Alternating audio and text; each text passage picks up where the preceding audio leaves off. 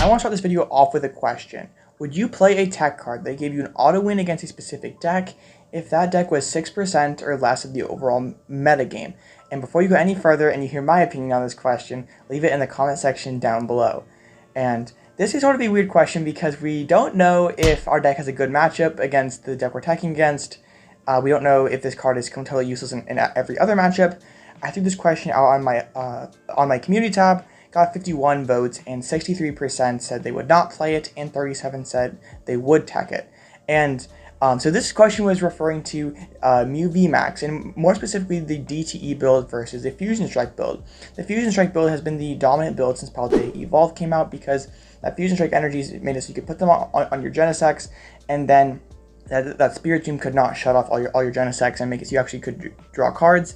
But after doing some thinking, and with Mew being only 6% of the overall metagame currently, is Spiritomb going to be a priority tech card for people moving forward? And Mew also had a very lackluster performance at NAIC, so like going into Worlds, will people honestly care about Mew, or would you rather play something that actually helps you in other matchups? Because Spiritomb, it does have a little utility against Lugia, but other than that, it's just not that useful of a card. Unlike the thumbnail and title might suggest, I do think both builds have their strengths and weaknesses. The Fusion Strike build has the damage ceiling of Meloetta, the sniping of Ice Cube, and of course being able to protect your Genesects with your Fusion Strike energies, but also being able to disrupt your opponent's hand with the DTE build, plus combine it with Path to the Peak. These are things that the Fusion Strike build cannot really do because they're already, like the spaces that we're committing to Path and hand disruption, they have to commit to Fusion energies and Elisa. So it's sort of it's sort of which one do you think is going to be most useful right now? And in a meta with Spiritomb, you pretty much have to play Fusion Strike energy. But moving forward, I'm not sure people are going to be playing Spiritombs. This is where I'm at with DT and Mew. I'm trying to be simplistic, but I also have a few different tech cards in here that I'm trying to incorporate to make my life easier.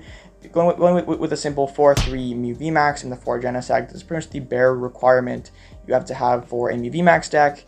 And I'm not playing anything silly like an Oricorio.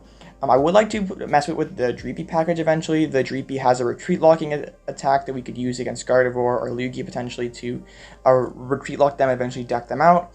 But right now, at least after NASC, Gardevoir was playing Penny, and as long as they're playing Penny, that tech package is pretty useless. So as of right now, I'm not playing Dreepy, but definitely could sneak into the list if Gardevoir drop Penny from their list. For supporters, I'm playing 2 Judge, 1 Roxanne, and 1 Iono for hand disruption. I don't mind using Judge over Iono in the early turns because I can put my opponent lower, and I also have Genesect to refill my own hand. And Roxanne could be old tech that maybe should be a second Iono, but usually if our first Pokemon going down will be a Mew VMAX, our opponent will take 3 prizes, and at that point we could Iono them to 3, or we could Roxanne them to 2. I'm no mathematician, but I'll take 2 over 3 every time, and then we can draw 6 cards ourselves. So, like, yes, if you go second, sometimes you'll lose a Mew on the first turn, then you'll lose a Mew VMAX, and your opponent will go down to 1 prize, and in this case, Iono would be better. And also in the early turns, of course, Iono is going to be drawing cards when Roxanne isn't, so it's sort of a contrast between the two. I don't really know. I think Roxanne's still going to be better in the late game majority of the time, but the early game consistency of Iono could definitely be better. I'm playing 1 Avery because Avery plus Cross Switchers is a pretty nasty combo.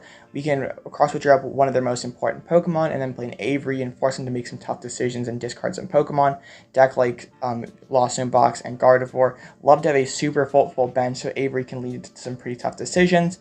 We're playing 2 Boss's Orders just because we need to have a little bit of Gust, and then 1 Cyllene because we can just instantly redraw these resources with Genesect, and I want to have one of the 6 Power Tablets. We do have a Pal Pad down there to potentially reuse our supporter cards. We have up to 2 Cylenes in a game, potentially maybe more if the Cyllene can get back the Pal Pad. I'm playing a ton of Ball Search, 4 Battle VIP Pass, 4 Ultra Balls, and 2 Nest Balls, and 1 Feather Ball. Maybe you could turn second Nest Ball into second Feather Ball, but I want to make sure we're getting as many Pokemon down on the first turn, making sure we're setting up. And one thing you'll realize I'm not playing it in my list currently is Chromatics, and the Chromatic has been a staple in Mew for the longest time. But there's no worse feeling when you're playing Mew and you need the cram to hit so you can find VIPs so you can start playing Pokemon, and it hits Tails and you just literally have to scoop because you have 1 Mew and nothing else. So I'm playing 4-4 Sealstone, which is something usually you only see 2 or 3 in a Mew deck, and 4 Sealstone only can be used once per game, but if not, you search your deck for any card you want. And honestly, you're most likely only going to be hitting 2 cram heads in one game, if that. Like, sometimes you won't hit any, sometimes you'll hit 4. I just wanted to be able to set up. It gives us a way to guarantee to find draw support or gust, also through Spiritomb. And I just hate flipping coins in general, so like at the very worst, we just slam a Force Seal Stone down on one of our Genesects, and we can just clean out our hand that way. We don't have quite as much discard synergy without the Cramorant, which I guess is a bit annoying, but I just hate flipping coins. I want to be consistent, so this just seemed just seemed pretty alright in my opinion. 4 Power Tablets because we need to be able to boost our damage. Cross Switchers, like I mentioned before, just being able to hand disrupt our opponent, combine with Path to the Peak, and Gust of so like their draw engine or their support all in one turn is just super awesome. If we're playing Path to the Peak, we sort of need to have Lost Vacuum so we can use our own Fusion Strike systems, and then also Lost Vacuum can clean out our hand. I'm playing 2 cart and 1 rope for switches. I really would like to play a second rope, just to have a bit more pivots. We do have Cross Switcher to sort of act as like a pseudo 2 more switches, but I would still like another rope. Echoing Horn is pretty cool because we can put a Pokemon on our opponent's bench that we can knock out for 2 prizes to close out a game. Pal Pad's awesome because we don't play any more supporters with a higher than a 2 count, so just having Pal Pad to have more of all my supporters is just pretty nice.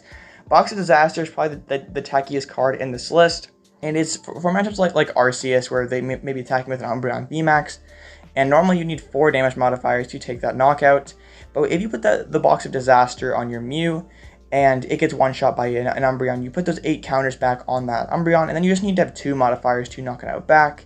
Also, it can be nice against Chin-Pao, or against Tyranitar, or just anything that can potentially one-shot Mew. It can make our life so much easier to be able to knock it out on the following turn. 1 Choice Belt, because I still want to have that little extra damage modifier. 3 Paths to the Peak, so we can combine it with Hand Disruption. It's pretty much Mew's. It's pretty much the blue chip option in this deck, being able to gust be able to disrupt our opponent's hand, combine it with Path to the Peak, and just say that you don't hit, because Mew is pretty much always going to be taking a negative prize trade, so we have to have things like Hand Disruption and Path to be able to like sort of bridge the 1 Lost City, so we can lost in things like Spiritomb and Drapion, and 4 double Turbo Energies, so we have energies to attack with our Mew VMAX. And now for the question I posed in the beginning of the video. I don't think I would be playing a tech card like Spiritomb right now in very many decks at all.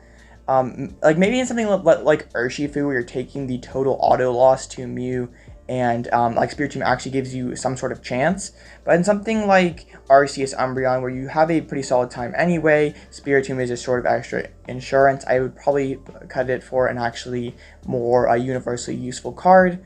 And that's sort of been my logic throughout my whole, I guess, Pokemon career. You could say, like, back when I played Decidueye a lot, and Lucario Melmetal was always going to be a tie in best of 1, unless you put Apom, and then the Apom could make it so they actually could deck out, and then you wouldn't tie. And I never really played Apom because Luke Metal is not that big of a metagame. So this is sort of something that generally I don't over-tech my decks too much. I just try to have enough to be able to beat the matchups I want to beat, and if something is not relevant enough, like if I'm only going to face 1 or 0 in 9 rounds, it's usually not worth consideration. But what is your guys' strategy when it comes to teching cards? Are you super techy and you're teching out for every specific matchup, or you sort of just like go with the flow? If I hit those matchups, then so be it, because it's definitely 2 interesting schools of thought, and it's something that separates good deck builders from great deck builders, which is something I probably should do as a knowing how to tech video. So if you want to see something like that, let me know. But thank you guys so much for watching. This has been Alloutblitzle, and I'll catch you in the next one.